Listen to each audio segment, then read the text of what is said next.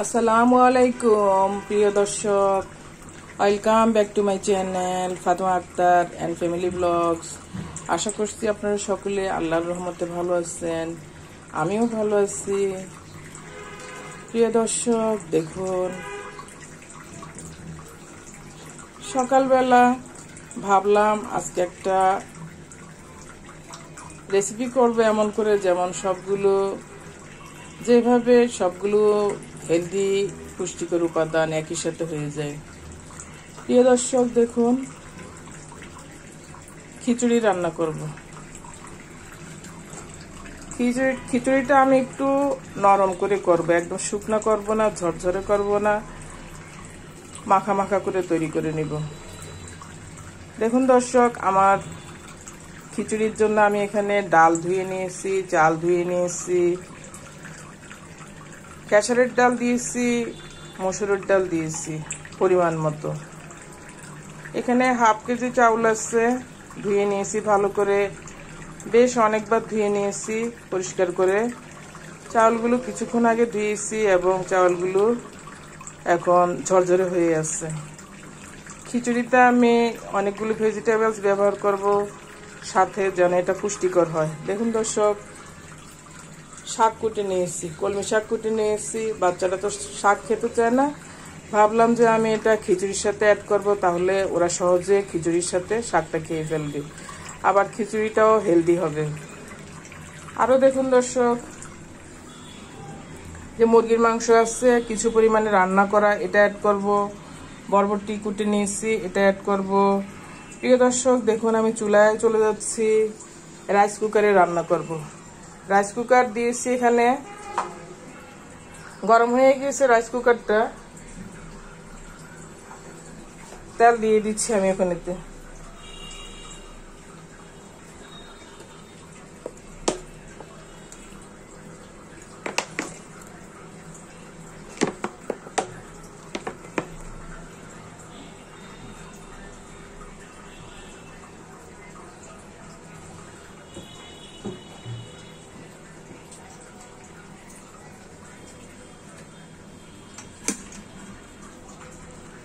Oil দিয়েছি আমি এতে। এখন দেখুন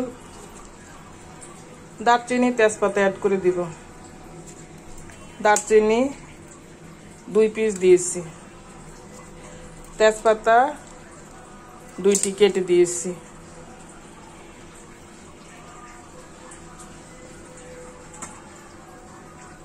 এখানে দেখুন দর্শক, বাটার আছে, এই যে আমি এতটুকু বাটার ব্যবহার করছি। এতে আমার খিচুড়িটা টেস্ট হবে।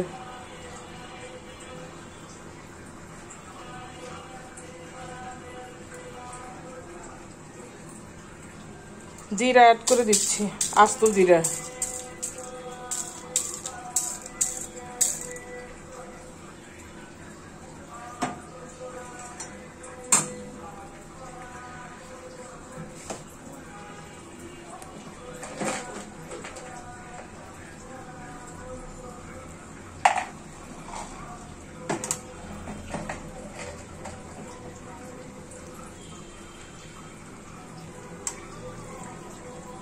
অর্ধেকটা স্টার মশলা দিচ্ছি।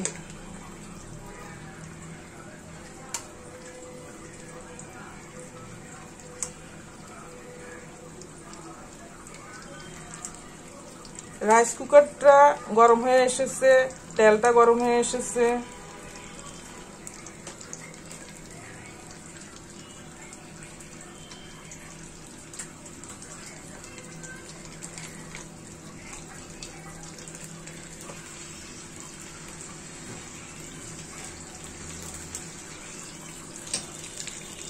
রাইস কুকার গরম হয়ে গেলে কিন্তু তারপরে আর বেশি সময় লাগে না।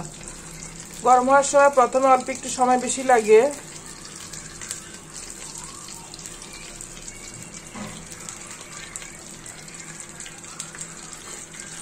আর রাইস কুকারে রান্না করলে রান্নাটা টেস্ট হয়। যে কোনো রান্নাই ভাতটা বেশ ঝরঝরে থাকে। প্রিয় দর্শক, দেখুন আমি এখন এতে এই যে আদা, রসুন, পেঁয়াজ সবকিছু পিষা আছে একই সাথে, এখান থেকে পরিমাণ মতো দিয়ে দিব খিচুড়ির জন্য। দেখতে থাকুন। এই যে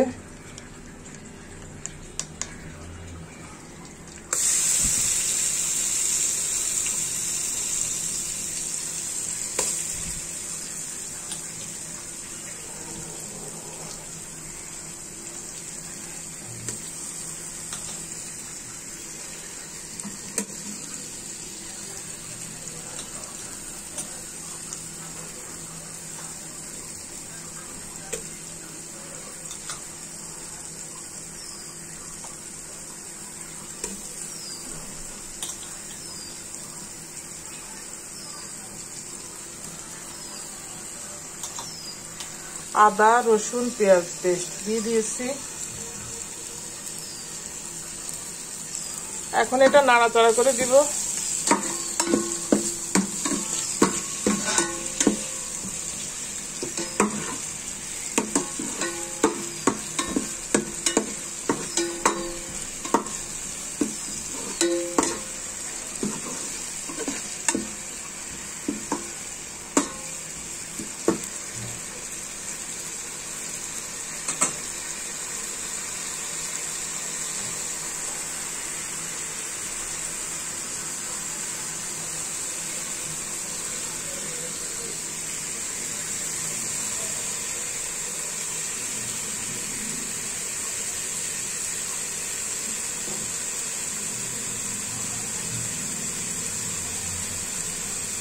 হলুদ অ্যাড করে দিচ্ছি।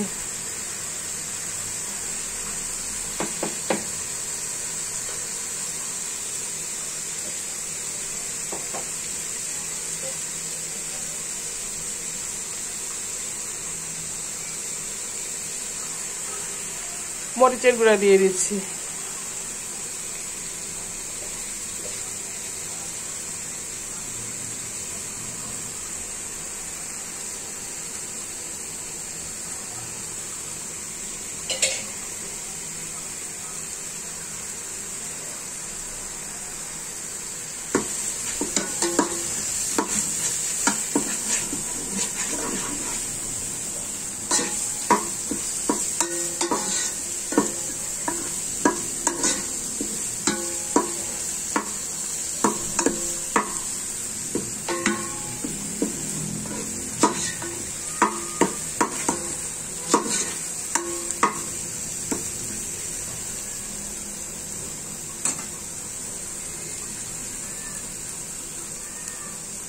প্রিয় দর্শক, এ পর্যায়ে আমি আমার চাউলগুলো দিয়ে দিচ্ছি। ডাল চাল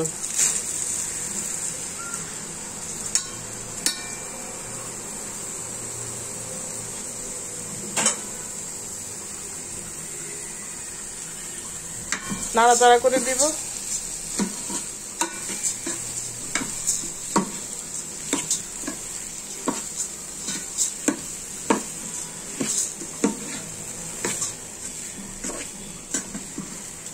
মশলাটা ভাজা হচ্ছে, আবার চালটাও ভাজা হচ্ছে একই সাথে।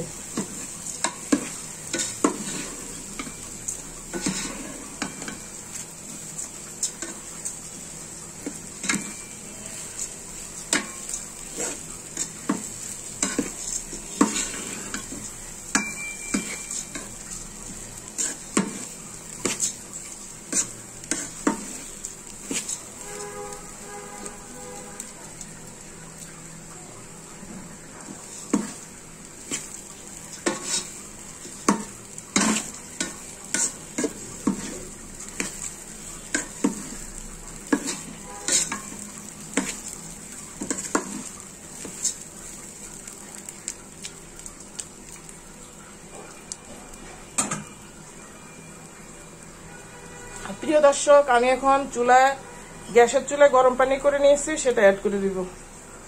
এটা হতে থাক, এখানে পানি নিয়ে এসেছি।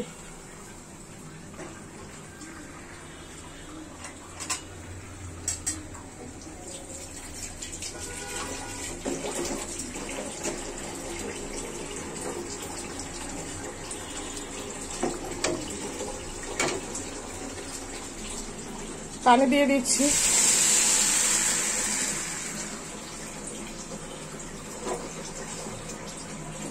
গরম পানি দিয়ে দিচ্ছি।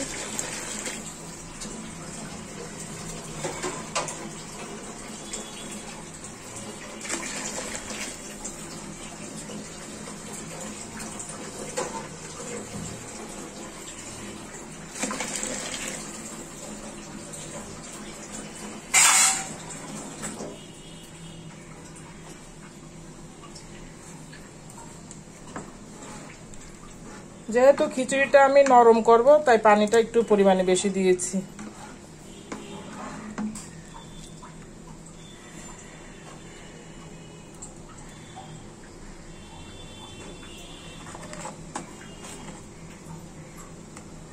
লবণ অ্যাড করে দিচ্ছি।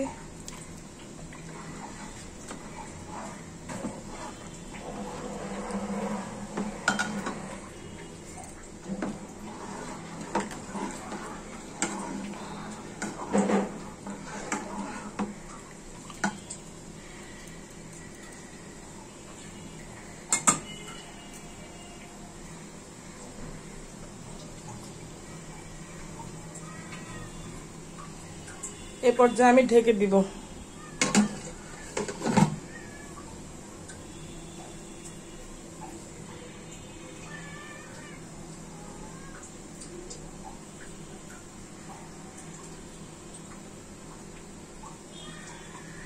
প্রিয় দর্শক দেখুন, গ্রিন বরবটি কেটে নিয়েছি, আবার লালও আছে, সাথে মুরগির মাংস আছে আগের রান্না করা, এটাও অ্যাড করব। আমরা তো ভাত মাংস এগুলো প্রায় খেয়ে থাকি রান্না করে আলাদা করে। মাঝে মধ্যে এমন করে সুন্দর করে খিচুড়ি রান্না করে নিলে, নরম করে একটু মাখো মাখো করে, ওইটা দিয়ে আপনি হয়তো ডিম সাথে দিতে পারেন, খেতে পারেন ডিম ভাজা করে। আর যদি মিট থাকে মিট অ্যাড করে দিবেন, তাহলে আর আপনার খিচুড়িটা খাওয়ার জন্য আলাদা কিছু লাগবে না।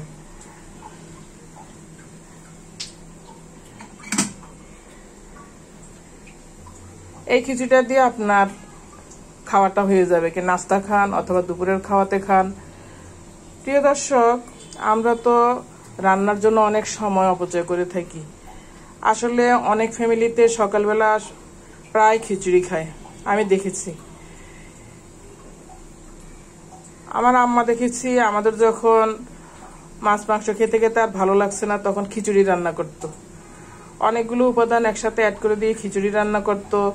আবার কখনো করতো কি শুটকি দিয়ে ভর্তা করত, সাদা ভাত করে নিত আর সাথে শুটকির ভর্তা করতো, অনেকগুলো শুটকি। চট্টগ্রামে ছিলাম আমরা, সেখানে অনেক শুটকি পাওয়া যায় সমুদ্রের। অনেকগুলো শুটকি আম্মা করতো কি টেলে নিত চুলায়। তারপরে দেখা যেত যে আমাদের বিশাল বাগান ছিল সরকারি কোয়ার্টারে, ওখান থেকে প্রায় অনেক ধরনের শাক হতো, শাক তরকারি অনেক কিছুই থাকতো। তারপরে অনেক সময় দেখতাম যে কলা কচু পাতা আছে যেগুলো, ওগুলো অনেক ঔষধি উপকার আছে ওগুলোতে। ওই পাতাগুলো নিয়ে আসতো আম্মা বাগান থেকে, ওগুলো সিদ্ধ করে নিত আর শুটকির সাথে বেটে মরিচ বেশি দিয়ে রসুন দিয়ে ঝাল ঝাল করে ভর্তা দিয়ে ভাত খেতাম। আমরা সবাই অনেক কাড়াকাড়ি করে খেতাম ভর্তা পিষলে। আসলে এখন আমি বুঝতে পারছি যে ভর্তা পিষাটা অনেক কষ্ট আছে, পাটায় হাত দিয়ে ঘুরিয়ে ঘুরিয়ে অনেক সময়ও লাগে, আবার কষ্টও হয়। তা আমি ভাবি এখন যে আম্মা আমাদের জন্য কত কষ্ট করেছে। দেখুন দর্শক, আমার খিচুড়িটা হয়ে আসতেছে, দেখাচ্ছি যে রাইস কুকারে কতক্ষণ সময় লাগে। আর বেশি সময় লাগে না, যদি এটা গরম হয়ে যায় খুব দ্রুতই হয়ে যায়, আর রান্নাটা অনেক টেস্ট হয়। আপনি মাছ রান্না করলেও খুব ভালো লাগে, তারপরে ভাত রান্না করলে ভাতটা ঝরঝরে থাকে, আবার ভাতটা ভালো থাকে আমি দেখি অনেক অনেক সময়। আর রাইস কুকারের যে মুখটা অনেক চওড়া, তো বাতাস ঢুকে, নর্মাল ভাতের পাতিল থেকে এগুলোতে ভাত ফ্রেশ থাকে। প্রিয় দর্শক, তাই মাঝে মধ্যে গরম ভাতের সাথে ভর্তা রেসিপি করে খাওয়া যায়, তাতে সময় কম লাগে। আবার খিচুড়ি করে খেলেও অনেক সময় আমাদের সময় কম লাগে, কিন্তু এটা পুষ্টিকর একটা খাওয়া হয়। আবার ভর্তাটাও অনেক পুষ্টিকর খাওয়ার কারণ ভর্তাটাতে তেল ব্যবহার করা হয় না বেশি। সিদ্ধ করে শুটকি অথবা নর্মালি সিদ্ধ করে যে কোনো উপাদান দিয়ে একসাথে ভর্তাটা বেশি তৈরি করে নেওয়া হয়, অথবা আলু সিদ্ধ করে কিছু ভেজিটেবল সিদ্ধ করে একই সাথে হয়ে যায়। দেখুন, আমার কথা বলতে বলতে অল্প কিছু কথা বললাম, তার সাথে দেখুন আমার রান্নাটাও হয়ে আসতেছে। আমার বাচ্চা বলে যে আম্মু ভাত নিয়ে আসো, ভাত খাবো। আমাদের আবার সকালবেলা ভাত থাকে, সবসময় আমরা ভাত খাই। রাতের ভাতটাই খেয়ে নেই আমরা, তরকারিও থাকে, কিন্তু আজকে দেখলাম যে ভাতটা আছে কিন্তু ভাতটা নষ্ট হয়ে গিয়েছে। একটু দেরিতে এসেছি আমি রান্নাঘরে, পরে ভাতটা ফেলে দিয়েছি। ফেলে দিয়ে বললাম যে আমি একটা খিচুড়ি তৈরি করে নিয়ে আসি, তাহলে তোমার তরকারি আর রান্না করতে হবে না, তাড়াতাড়ি তুমি খেতে পারবা। তারপরে ঝটপট করে সব গুছিয়ে নিলাম, চলে আসলাম রান্নাঘরে, খিচুড়িটা বসিয়ে দিলাম। দেখুন হয়ে যাচ্ছে। এভাবে আপনি আপনার পরিবারের সদস্যদেরকে কখনো ইচ্ছে হলে নরম করে খিচুড়ি করবেন। আমরা তো ওই যে ঝরঝরে খিচুড়ি করি, মাংসের সাথে খাই ঝরঝরে করে যেটা, কিন্তু এটা হলে নরম করে খিচুড়ি করব। নরম খিচুড়ি এটা আপনি সহজে যারা লাইক করেন খেতে পারেন। ভেজিটেবলস অ্যাড করে দিবেন, ভালো করে পুষ্টিকর একটা খাবার আমি মনে করি। প্রিয় দর্শক, আসলে আমরা রান্না বান্নার জন্য অনেক সময় ব্যয় করি, কিন্তু আমরা আল্লাহর কাজে সময় ব্যয় করি না। আমরা সারাক্ষণ নাস্তা তৈরি, মাংস রান্না, মুরগি রান্না, মাছ রান্না, কি খাবো, তারপরে ঘর দরজা পরিষ্কার, এগুলো নিয়ে ব্যস্ত থাকি। প্রিয় দর্শক, আমরা কিন্তু এমন সংগ্রাম করতে করতে দেখুন ছোটবেলা থেকে এক এক সময় এক একটা জীবন ছিল। ছোটবেলার একটা আনন্দ, একটু বড় হওয়ার পর আলাদা একটা আনন্দ, আবার ব্যস্ততা, লেখাপড়া, এরপর লেখাপড়া শেষ করে চাকরি, সংসার জীবন, যে যেভাবে তার জীবনটা অগ্রসর হয়। জীবন কিন্তু থেমে থাকে না, জীবন আস্তে আস্তে অগ্রসর হয়ে। আর আমরা তো বলি যে মানুষের বয়স বৃদ্ধি বাড়ে, আসলে কিন্তু মানুষের বয়সটা কমে যায় মানুষের হায়াত থেকে। মানুষের হায়াত থেকে একটা একটা দিন করে ঝরে যায়। একটু খেয়াল করে চিন্তা করে দেখবেন প্রিয় দর্শক, আমাদেরকে আল্লাহ পৃথিবীতে পাঠিয়েছেন আল্লাহর আরাধনা করার জন্য, আল্লাহকে ডাকার জন্য। দেখুন দর্শক, আমি এই পর্যায়ে আমার চালগুলো ফুটে গিয়েছে।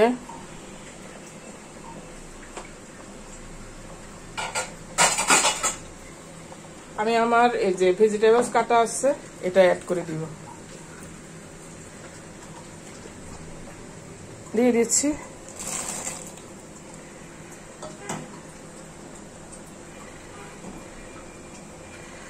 আমাদের বয়সটা কমে যাচ্ছে, কিন্তু আমরা দুনিয়াবি কাজ করতে করতে, আনন্দ করতে করতে, আনন্দের চিন্তা করতে করতে আমাদের কিন্তু হায়াত তো কমে যাচ্ছে।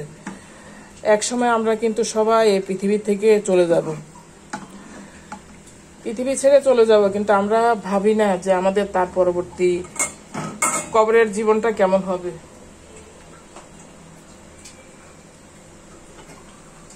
আবার একটু ঢেকে দিচ্ছি।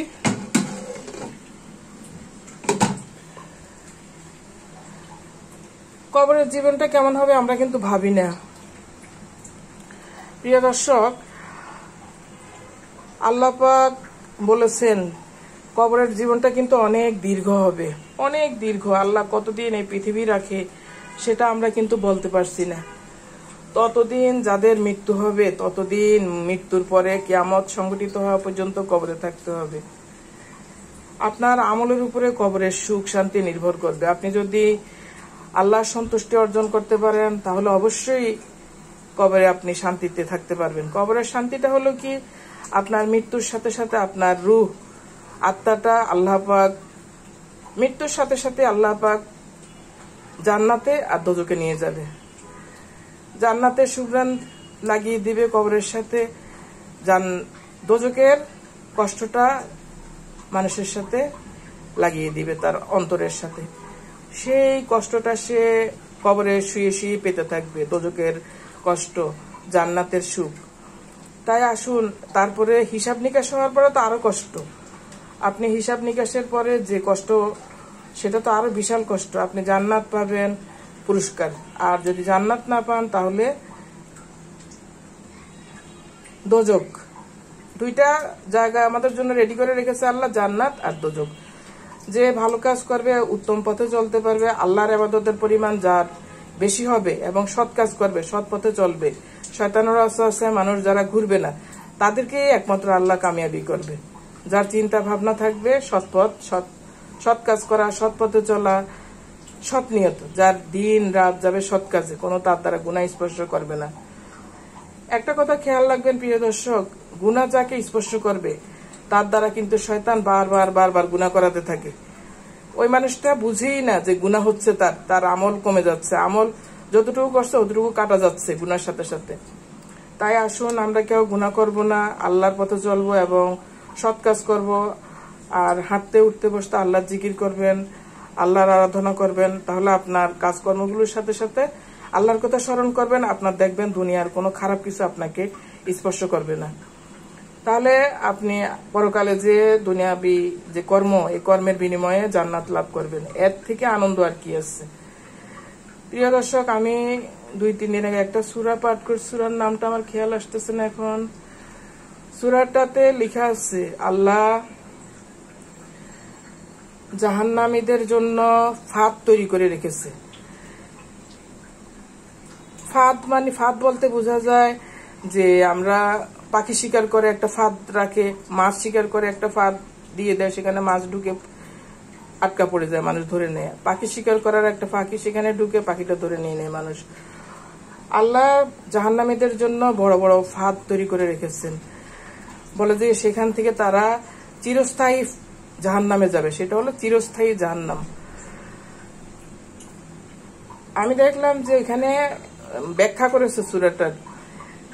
আমরা অনেকে পৃথিবীতে বলে থাকি একটা সময় আমরা আমাদের গুনাহ কাটার পরে বেহেশতে চলে আসবো, তখন এটা বলছে যে আল্লাহ পাক 36টা আয়াতে এক এক জায়গায় এক এক রকম বর্ণনা দিয়েছে। 36টা আয়াতে বলেছে জাহান্নামীদের জন্য আমি চিরস্থায়ী জায়গা রেডি করে রেখেছি, সেখানে তারা যুগের পর যুগ অতিবাহিত করবে।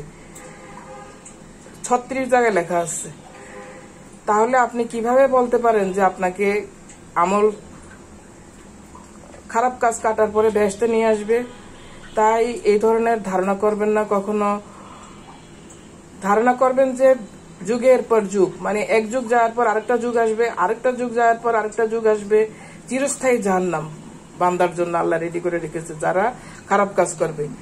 মানুষ হত্যা করে ফেলে দেখেন অন্যায় ভাবে, এবার কতগুলো ছাত্র মারলো অন্যায় ভাবে একটা মানুষের নির্দেশে। এটা সরকারের উপরে দায়িত্বটা যাবে যে সরকার, সে তো নিষেধ করতে পারতো পুলিশদেরকে এমন করো না, বা ছাত্ররা কি চায় দাবিটা মেনে নাও, কিন্তু একজনের ইশারায়, সাথে মন্ত্রী পরিষদেরও ইশারায় কত মায়ের, আমি দেখে কি কষ্ট লাগে, কত মায়ের সন্তান নষ্ট করেছে তারা। একটা ছেলেকে কালকে আমি দেখলাম একটা ভিডিওতে, ট্রাক থেকে মাথাটা নিচের দিকে দিয়ে পা দুইটা উপর থেকে ধরে তাকে ফেলে দিছে, তাকে মেরে টেরে, তখনও জীবিত আছে ছেলেটা। আমার মনে হয় পড়ার পরে বাচ্চাটা আরো একটা আঘাত পেয়েছে, মরে গেছে আমার মনে হচ্ছে। এত নির্মম পুলিশ কেমনে হলো? আমি শুধু এটা ভাবি যে একটা সরকার যদি অনুমতি দেয় মানুষের বাচ্চা গুলি করো, তাহলে কি ওরা গুলি করে ফেলবে? তার ভিতরে কি মানুষের মমত্ব নাই? তাহলে এখানে যে পুলিশ গুলি করেছে সে হত্যা করেছে, ইচ্ছাকৃতভাবে ছাত্রদেরকে হত্যা করেছে, সে কিন্তু মানুষ হত্যাকারী হয়ে গেল। সে কিন্তু জীবনও আর বেহেশতে যাবে না, মানুষ হত্যাকারী কখনো বেহেশতে যাবে না। আবার আপনি একটা মানুষকে লুকায়ে ক্ষতি করলেন, তাকে ব্যথা দিচ্ছেন, এই ব্যথার পরিণামে সে একদিন মরে যাবে আপনার ব্যথার দ্বারা, মানে তাকে আপনি মৃত্যুর দিকে ঠেলে নিলেন, তাকে কষ্ট দিয়ে দিয়ে। তাহলে আপনি কি করলেন? একটা মানুষকে গোপনে লুকায়িত ভাবে তাকে হত্যা করলেন, গোপনে বিষ খাইয়ে দিলেন, গোপনে খারাপ কিছু দিলেন তার মুখে, আপনি তাকে মৃত্যুর দিকে নিয়ে যাচ্ছেন। তাহলে আপনি মানুষ হত্যাকারী হিসেবে আল্লাহর দরবারে যাবেন। তাহলে মানুষ হত্যাকারীর জন্য আল্লাহ জাহান্নাম চিরস্থায়ী করে রাখছে। প্রিয় দর্শক, আসুন আমরা এই ধরনের কাজগুলো থেকে নিজেকে বিরত রাখি। এই ধরনের খারাপ কাজ যেন আমাদের কারো দ্বারা না হয়। আমরা যেন সবসময় আল্লাহর পথে চলতে পারি, সৎ পথে চলতে পারি, কোনো মানুষকে হত্যা না করি, কোনো মানুষের বিরুদ্ধে না লাগি, এবং নিজে যেন গুনাহ থেকে দূরে থাকি। আরো প্রিয় দর্শক, কি বলবো, আমরা তো রান্নাটাই দেখি, রান্নার সাথে সাথে কথাগুলো শুনবেন। কথাগুলো শুনলে অনেকে অনেক ধরনের কথা বলে, ওগুলো শুনবেন, মন ভালো লাগবে যারা ভালো কথা বলে।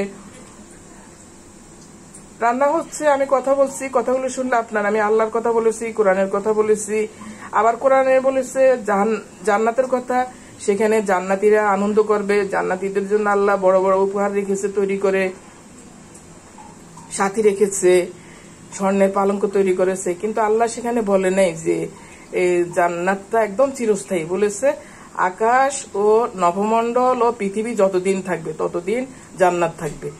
এখন আল্লাহ পাকের তাকে ওখানে ব্যাখ্যা করেছে যে আল্লাহ পাকের ইচ্ছা, যদি আল্লাহ পাক জান্নাতীদেরকে আরো আবার কোনো জায়গায় নিতে চায়, আল্লাহ পাক এটা ভালো জানে, সেটা আর আমরা জানি না জান্নাতের কথা। তা জান্নাত চিরস্থায়ী সুখের জায়গা, কিন্তু আল্লাহ বলেছে আকাশ ও নবমণ্ডল ও পৃথিবী যতদিন থাকে ততদিন জান্নাত থাকবে। আল্লাহ পাক যদি আকাশকে আবার অন্য কিছু করে, আল্লাহ পাকের যদি ইচ্ছা বেহেশত থেকে আবার মানুষকে অন্য কিছু দান করে বা অন্য কোনো জায়গায় নেই, এটা আল্লাহ পাক ভালো জানে। তাই আসুন আমরা সকলে আল্লাহকে ডাকবো, বেশি করে কোরআন অর্থসহ পড়বো। কোরআন অর্থসহ পড়বেন তাহলে ভালো লাগবে।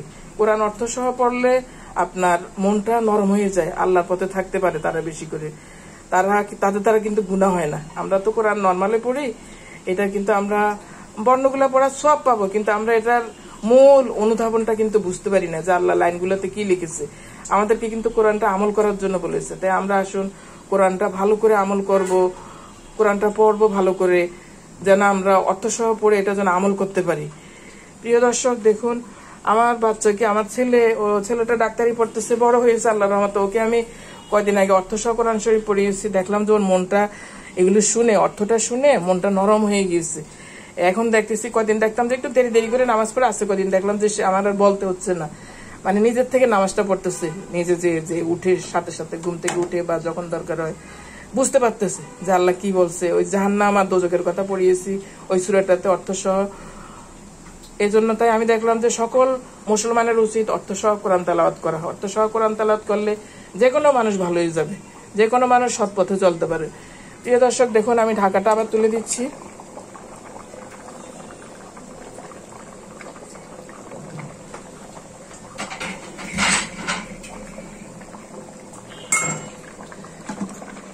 দেখুন এই যে আমার খিচুড়িটা হয়ে আসতেছে।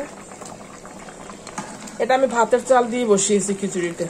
আমার কাছে খিচুড়ি ভাতের চাল দিয়ে খেতে ভালো লাগে, পোলাও চাল দিয়ে পোলাও খেতে ভালো লাগে। আমার খিচুড়ি পোলাও চাল দিলে করলে তেমন বেশি ভালো লাগে না। দেখুন এটা সিদ্ধ হয়ে আসছে। আমি এখন এতে কলমি শাক কেটে রেখেছি, এটা অ্যাড করে দিব।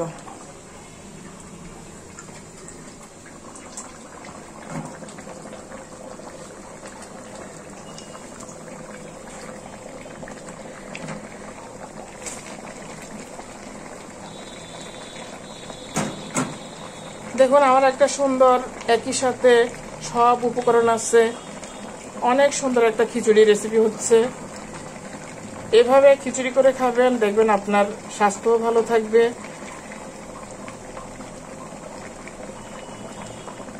অনেক সময় থাকা যায় এই খিচুড়িটা খেলে, পেট ভরাট থাকে। সবজি আছে, সাথে ডাল আছে, চাল আছে, মাছ মাংসের উপাদানটাও আছে। কারণ ডালটা হলো আমাদের জন্য দ্বিতীয় শ্রেণীর প্রোটিন। ডাল খেলে মাছ মাংসের কাজ করে ডালটা। দেখুন শাকটা নেড়ে দিচ্ছি।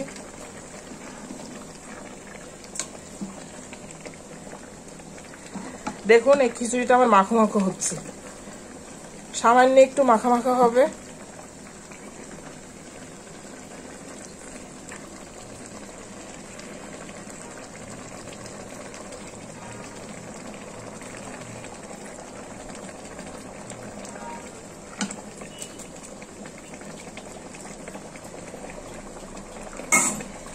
এবার আবার একটু ঢেকে দিব।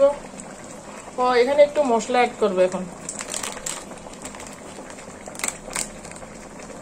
দেখুন এই যে রাঁধুনির মশলা দিয়ে দিচ্ছি।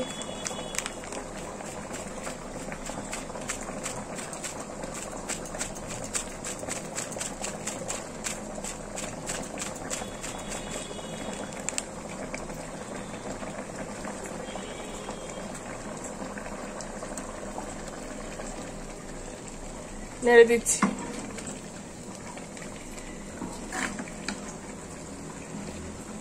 দেখুন কি সুন্দর হয়েছে।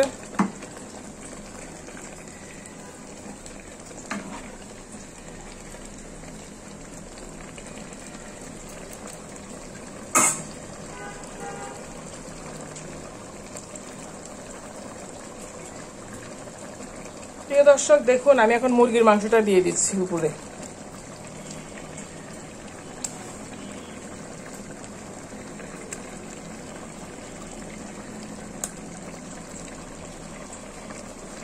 আর সামান্য একটু লবণ লাগবে, এটা দিয়ে দিচ্ছি।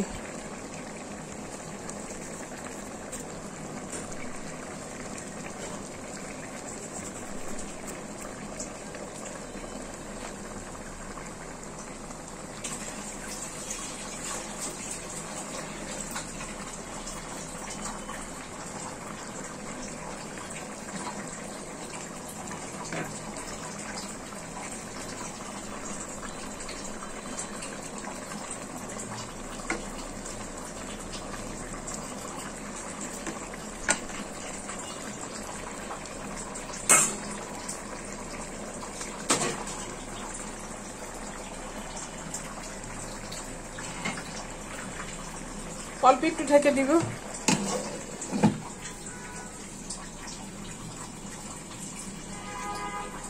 তাই প্রিয় দর্শক, আমাদের খাওয়া দাওয়ার সাথে সাথে আমরা আল্লাহকে বেশি ভালোবাসবো। আর আমি আজকে একদম গোসল টোসল সব করে ফেলেছি সকালবেলা, যে কোরআন শরীফ পড়বো, তারপরে খাওয়াতে আসবো। পরে পানি খেয়েছি একটু, পরে আমার দেখেছি আমার বাচ্চা চলে আসছে বাহির থেকে। ও কলেজে যাওয়ার জন্য বের হয়েছিল অ্যাপ্রন পরে, কলেজের ড্রেস পরে। পরে আমি কি ব্যাপার তুমি আসলে, বলছে আম্মু গাড়ি অনেক ভিড় তো আমি আর যাই নাই, কলেজে যাই নাই, চলে আসছি, বাসে নাকি অনেক যানজট। আমি তো খাওয়া চাইলো। আমি তো হচ্ছে বাচ্চা ছেলে ঘুমাচ্ছে, আবার মেয়ে বাইরে থেকে এসেছে, মেয়ের জন্য খাওয়া রেডি করতে হবে। তাই আবার কোরআন শরীফটা পড়লাম না, কিন্তু আমার ওজু টজু আসছে। ভাতটা খেয়ে আজকে আশা করছি নামাজ পড়ে কোরআন শরীফ পড়বে ইনশাআল্লাহ। আসলে আমি দেখছি কোরআন তেলাওয়াত করলে মন খুব ভালো লাগে, মনে হয় যে আমি একটা ভালো কাজ করছি, আমার পুণ্যের পরিমাণ বাড়ছে, সময়টা আল্লাহর পথে কাজ করলাম। নিয়ত করবেন যে আজকে আমি কোরআন তেলাওয়াত করবো বা এই মুহূর্তে কোরআন তেলাওয়াত করবো, তখন দেখবেন আল্লাহ আপনাকে সামর্থ্য দান করবে। আমি মোবাইল দেখি, মোবাইলে অনেক কিছু দেখি, রান্না দেখি, আবার রাজনীতি দেখি। এখন তো রাজনীতি বেশি করে দেখি, রাজনীতির দেশের খবরগুলো জানার চেষ্টা করি প্রিয় দর্শক। তাই আমাদের দুনিয়াবি কাজের সাথে আসুন আমরা মাঝে মধ্যে ইউটিউবের কাজ একটু কম দেখে কোরআন তেলাওয়াত করবেন, তারপরে আবার দেখবেন রান্না বান্নার সাথে আপনার ঘরোয়া কাজের সাথে। তা আমি দেখুন এইভাবে আল্লাহর রহমতে চেষ্টা করছি যে একটু দিনের কাজও করব, আল্লাহর কাজও করব, ঘরের কাজও করব। তাই আমার দিনটা ভালোই যায় আল্লাহর রহমতে। আমি মনে করি যে আল্লাহর পথে চলতে পারবে তার সময়টাই উত্তম, তার সময়টাই ভালো যায়। দর্শক দেখুন আমার রেসিপিটা হয়ে গিয়েছে, এই যে মাখো মাখো হয়েছে আমার রেসিপিটা। আর রাখবো না, দেখুন কি সুন্দর হয়েছে, নাড়বো না, আর এভাবে থাকবে। আমি এটা চুলায় বসিয়ে রাখবো, চুলাটা বন্ধ করে দিব, আবার ঢেকে দিব।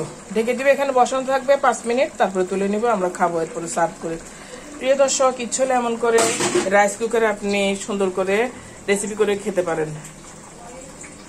খিচুড়ি রেসিপি, মাখো মাখো খিচুড়ি রেসিপি, এটা অনেক টেস্টফুল একটা রেসিপি, দুর্দান্ত, অনেক টেস্ট হয়েছে। আমি এটা ঝোল খেয়ে দেখেছি। ভালো থাকুন দর্শক, আপনাদের জন্য রইল শুভকামনা। আল্লাহ হাফেজ, আসসালামু আলাইকুম। দেখা হবে কোনো পরবর্তী রেসিপিতে।